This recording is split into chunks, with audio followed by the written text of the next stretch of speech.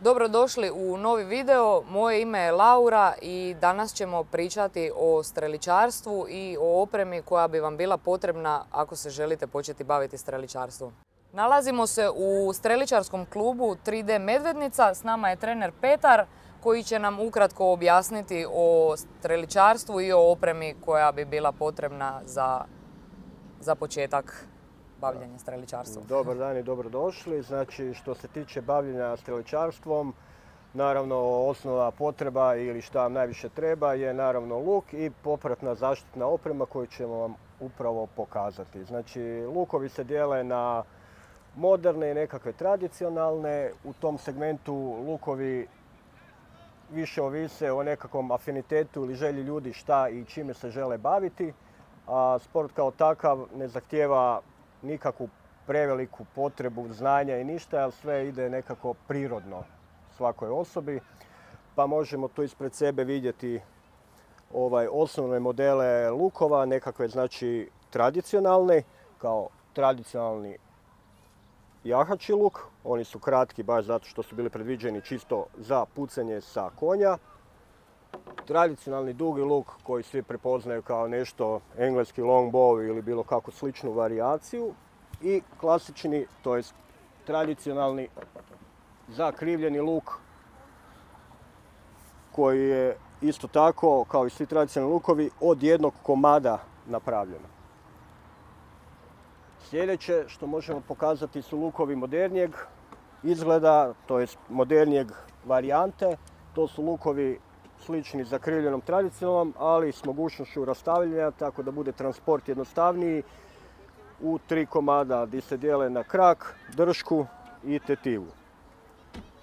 Što se tiče popratne opreme, osnovno što svima treba kao bavljenje bilo kakvim sportom su potrebne nekakve zaštitne stvari, znači štitnik za podlakticu,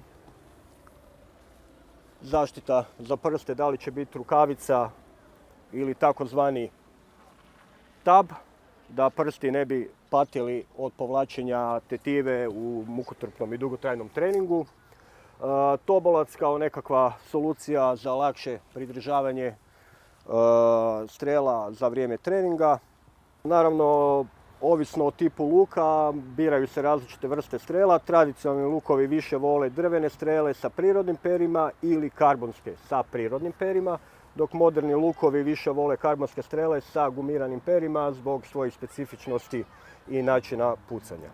Ok, sada ćemo pokazati jedan osnovni položaj, to je početni položaj za start, znači paralelne noge, ravna leđa, ruka se ispruži i laganim potezom desne ruke privlačimo tetivu u lici i otpuštamo.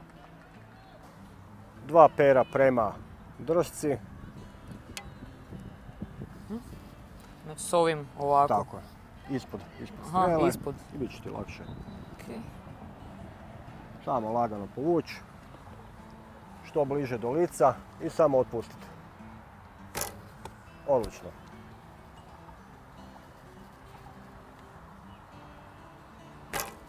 Odlično.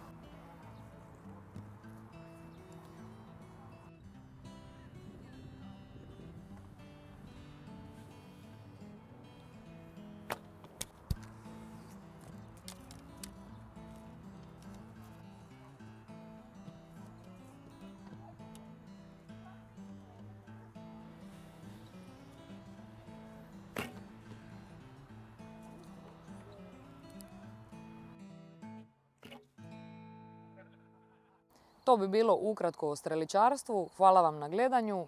U opisu videa potražite sve detalje o proizvodima. Posjetite streličarski klub 3D Medvednica i obavezno se pretplatite na naš kanal. U komentarima nam napišite što bi željeli vidjeti u sljedećem videu i vidimo se.